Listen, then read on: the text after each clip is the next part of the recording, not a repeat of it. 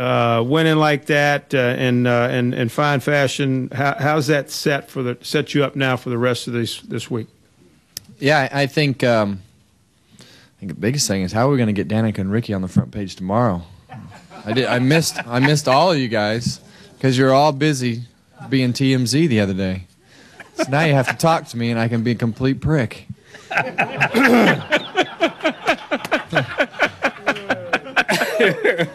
But anyway, Kevin.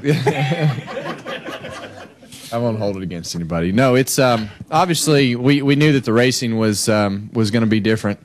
We just didn't know because we hadn't run in a big pack, and honestly, we still haven't because the pack got narrowed down as we got the race started there. So, the front bumpers are just it's very small contact patch as far as how you can push and how you can't, and when things don't line up correctly, you see what happens. So it's you just got to be patient. Reminds me of how we raced 10, 11 years ago with those types of cars and that type of package. So just anytime you're in victory lane here at Daytona, it's a great day.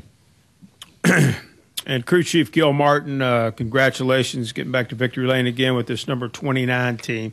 Looks like a real strong team this year in the Sprint Cup Series. Talk about tonight's win and maybe just look ahead to the days ahead here at Daytona.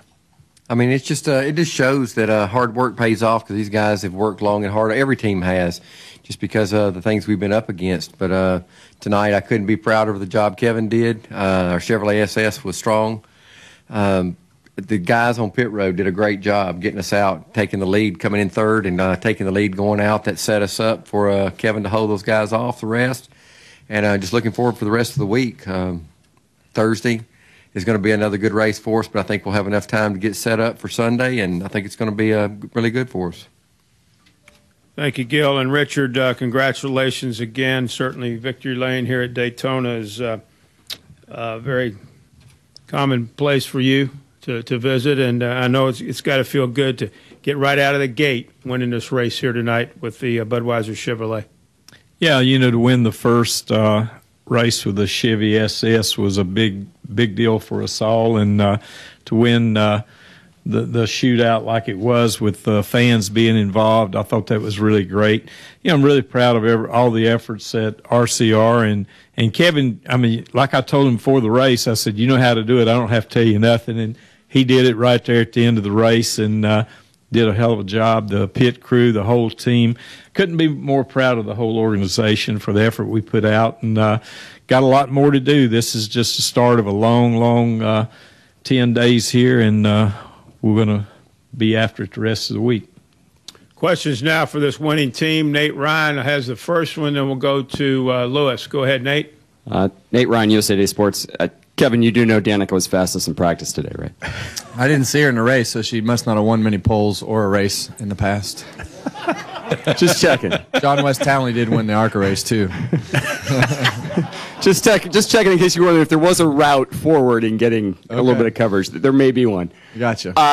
On a more serious note, was the fact that there were 12 cars on track for most of the race limiting in how much you guys could learn about the draft? Some guys were saying, Junior and Joey Logano were saying that the bottom didn't get worked a lot because maybe there just weren't enough cars to kind of work it, enough fast cars. Your take on that? Yeah, I would definitely agree with that. I think obviously 19 cars, you knew that it was going to be a smaller race than normal anyway, but when you saw 5, 6, 7 cars, whatever got eliminated, you knew the moves were going to be, you were going to have to be pretty precise to make a good move, and everybody kind of figured out that you could really side draft and slow down that bottom lane. I think that the 20 definitely had probably the fastest car, but he couldn't make it all the way by himself through the corner and clear and get on the straightaway because of the side draft. So the side draft is pretty big.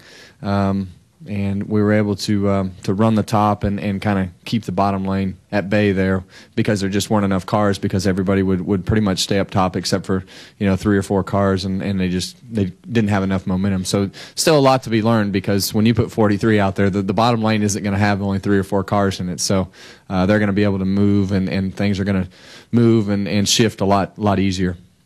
We'll go to Lewis here, and then we'll go over here to Mike. Louis Frank at AutoWeek.com to your left. It seems that in years after what appears to be a crisis at RCR, you guys come back stronger. So is there some kind of team marriage counseling you guys go through in the off season? Absolutely. And what did you do to in the off season to come out of the box for now looking this strong? We went and hired these psychiatrists to tell us what we need to do. And now we call them engineers. And no, I think, with Eric and all the crew chiefs and the engineering staff and the amount of effort that Richard and has poured in from a financial standpoint to a people standpoint, just getting organized, there's just a lot of things, a lot of effort that have gone into making sure that the cars are prepared better. And not that everybody wasn't working just as hard. There's just a lot more structure and a lot more engineering that goes into these cars nowadays than what there used to be. So he can tell you a lot more about that. But I mean, there's just a when we were struggling with our car, I mean, there's people with notebooks and iPads and computers and they're standing around talking about what everybody else has got on their cars and it's just it's pretty fun to see and see them all put everything together to try to fix a problem. Well, we're here to your left, guys. Mike Embry. Mike Embry from Speed.com. Kevin, how did the cars react compared to what you expected? And the long-range forecast for the 500 calls for highs, I think, in the low 80s. How different do you expect that's going to be from tonight? Low 80s will be exactly what we were expecting because there was zero handling issues tonight.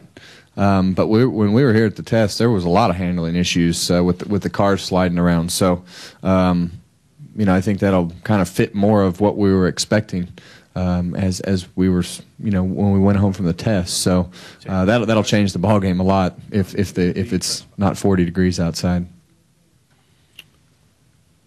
We have a question back here, Louis. Do you have one? You're good? All right, let's go to the press box. I'm sorry, Jim had one. Jenna, press box, Stan. Jim Uttershaw, Observer for Kevin and also for Gil. Everyone's heard the knock and talk about lame duck drivers and their situation. I think you even referenced it on your radio when you won. Why will you guys be different? I don't think it's been that big of a deal, to be honest with you. I mean, Kenseth did a great job, with his situation, and for us, from his side of it, and his guys and our guys, they don't care. They just want to win. And from our side of it, it's our jobs to control the atmosphere and the things that go around. And the atmosphere is great, honestly. I mean, everybody's just working towards the same goal, and that's winning the races. And we have to be professional. Anyway, just to whether it's lame duck or not, I mean, you can call it whatever you want, but we're going to have a hell of a lot of fun just racing and having a good time and doing our jobs. If that's what we're here to do. His job is to put cars on the racetrack, and my job is to drive them, and his job is to make sure that they run as fast as they can. So as long as everybody does what they're supposed to do, I mean it's. We're all here to do a job, and we have a responsibility to the people that are spending millions of dollars on the side of that car to do it as best we can. I mean, the same thing. It's this is too hard to be miserable, and it's too hard to work to not to come out and try to win. That's not in his nature. That's not in our team's nature to not try to win. So anybody that thinks just because of what the situation is that anybody's going to lay down, they are sadly mistaken. Because we're going to try to win this championship. We're going to put forth the effort. I know Richard's doing it. Everybody at the shop's doing it. And we're going to do whatever it takes to win it. And that's pretty well the bottom line. Pride also comes in there pretty good, too. And it's fun to prove people wrong.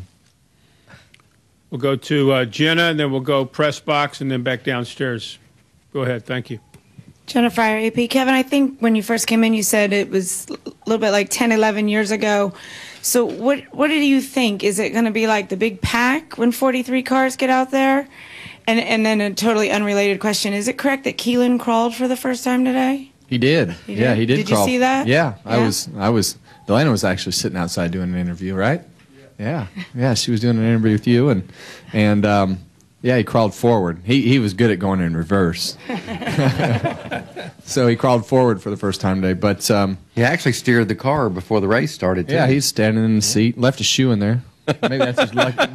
Maybe that's a lucky shoe, right? Yeah, Blender's got the shoe, right? What was the other question? Sorry. I heard drivers on the radio today. I heard drivers on the radio. Some said some didn't like being pushed. Some didn't think the pushing worked. What are we going to see? Do you think it's going to be a big pack? It's going to be a pack. Absolutely. Yeah, I think it's going to be a pack. It's you know, I don't think there's going to be too many chances. I mean, you'll see some cars break away, but I mean, I think if you turn on a 2000 before we went to the Wickerbill, I think if you turn on one of those races, it's going to be very similar. So I think you're going to be in a pack. It's going to be much more difficult, and you're going to have a lot more advancing of positions when you get so many cars out there. Because tonight, you know, you'd have 8 cars up top, and you'd have 4 on the bottom, and 8 cars is always going to win over 4. You know, so it's just a difficult situation with that few of race cars. Let's go to the press box. Go ahead. But they were always in a pack, even though tonight they were somewhat in a pack. Reed Spencer with the NASCAR Wire Service. Kevin, could you talk a little bit about the block on Biffle on the last lap, and did you have a sense of how close that was going to be?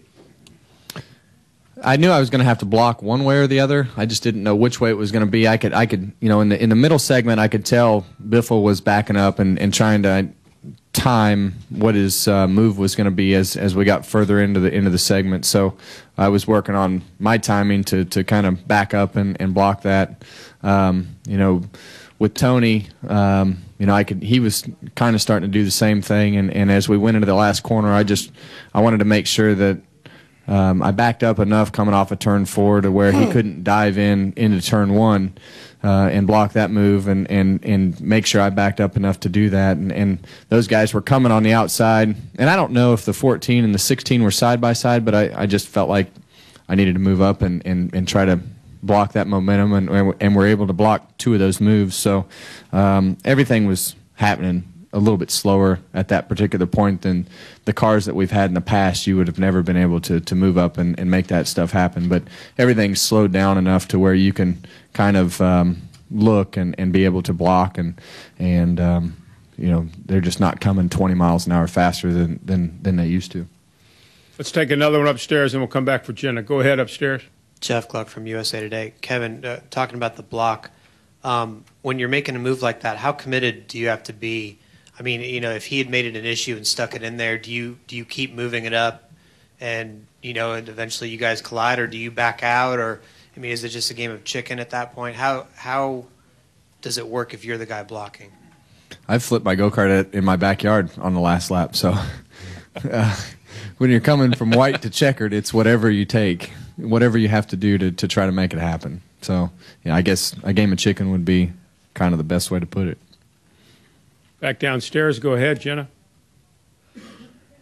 Back in that pack, can it be like the old days where a guy could make up dozens of positions in a lap and slice through the field like that? I think everybody who watched the race kind of saw how tentative everybody was in the middle at the beginning. And then as the race went on, everybody kind of realized that handling wasn't as big an issue as they thought it was going to be.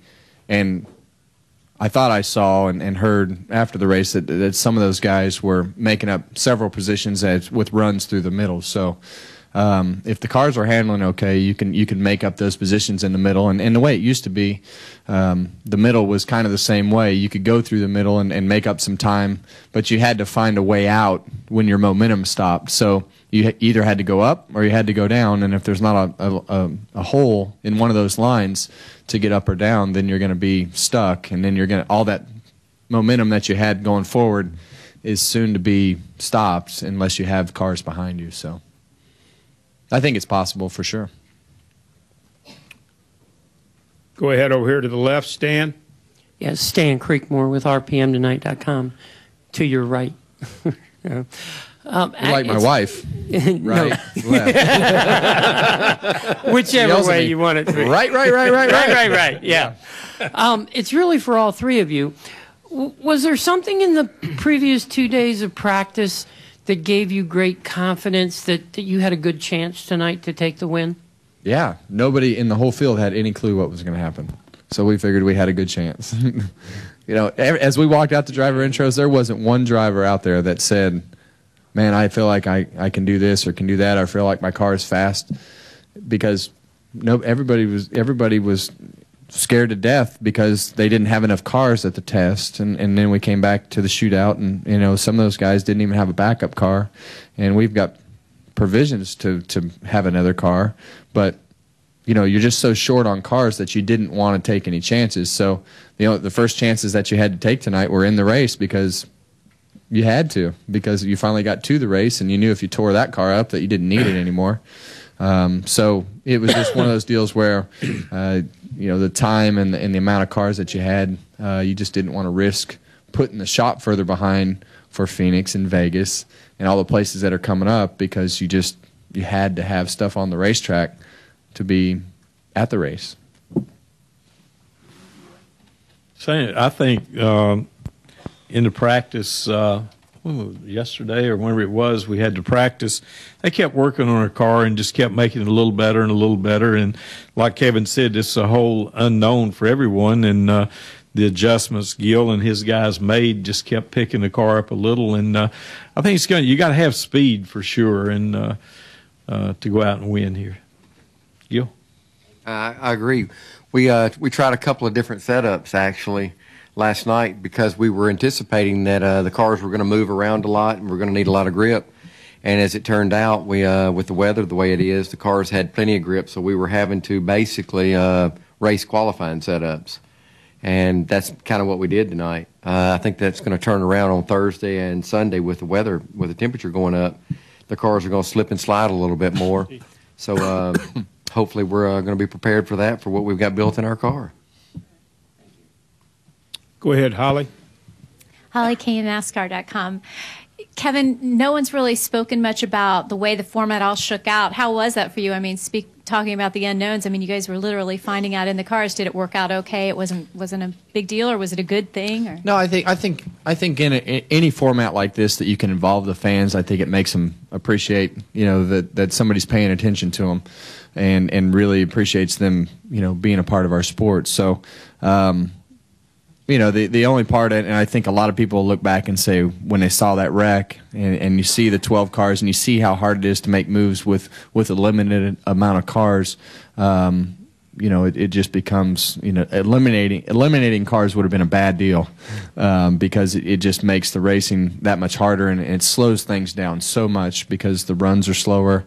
There's less people to make the bottom groove, be as competitive as the top groove was. When you have when you have more cars in one line than the other line, that line's going to run faster. So, but all in all, I think it went pretty good. The trophy's really heavy. Neat.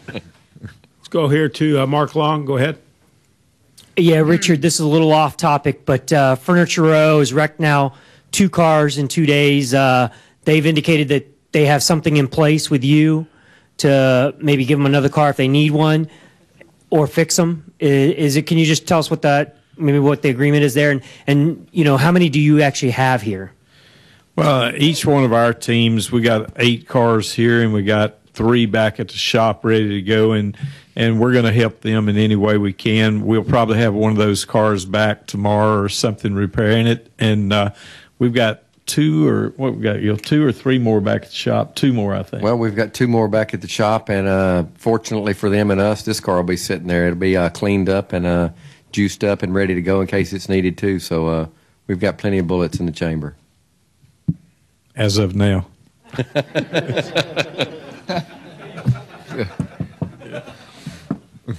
Bob? Bob Parker, Sporting News. Kevin, the wreck yesterday in practice was kind of a misjudgment of how fast one of the lanes was going. The first wreck today was, Tony somewhat misjudging where the bottom lane was. I mean, how confident were you when you were trying to block there near the end? And do you guys really know yet kind of how quick, the draft can move if you get out of that lane?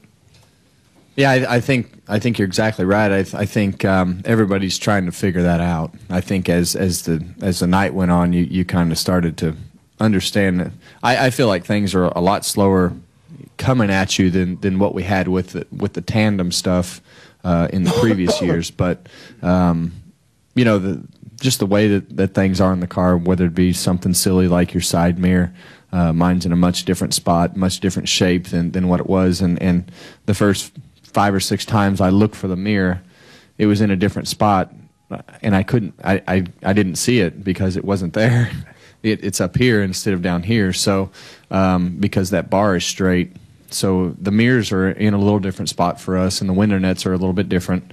So just silly stuff like that really matters, because when you've been driving something week after week after week for 3 or 4 years and everything's in the same spot, and you move one simple thing 6 or 7 inches, things become a lot different, and you can anticipate where things are going. But both wrecks, and I heard Matt talking about it today, both wrecks have happened because of that left side mirror and things being different compared to what they were in the past. So I've heard the same response from both of those guys. I know that sounds silly, but you become, you know where all the keys are on your keyboard, right?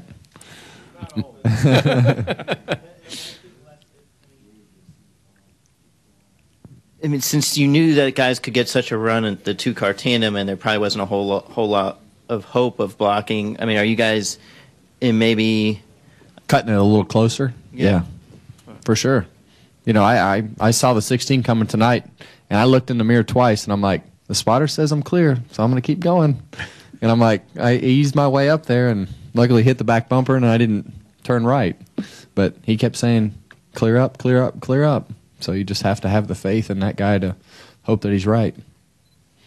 He's done a good job the last 2 days. Yeah. Yeah. He has. He's earned his money the last 2 days for sure. Jenna? Hey, Richard, also off topic. Austin was real quick this morning in the first practice, and then, if I'm not mistaken, he didn't go out in the second practice. I'm just wondering, what you guys have going on with him, and what your expectations are for him this week. Well, first thing, he's got to make the race, and they got a little advantage. Right now them guys have been doing is just tweaking and touching and rubbing and doing everything they can to that car and taking a few extra chances with the engine. Let's hope it makes it 2 laps tomorrow. And while Kevin and everybody else has been out testing the downforce cars, and all them guys are there, they know they got to go fast to make the race, and that's the first thing you got to do. You got to be in the race to do anything else.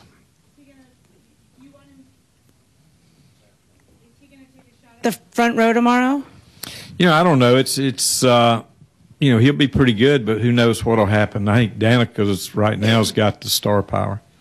She's doing good with it. She's doing good. They're going to do good. Did I say something wrong? No. When she asked you who was going to have a shot at the front row, I kept shaking my head yes. For who? For Austin. Oh, yeah. Yeah, he'll have a shot. Yeah. We hope. Yeah.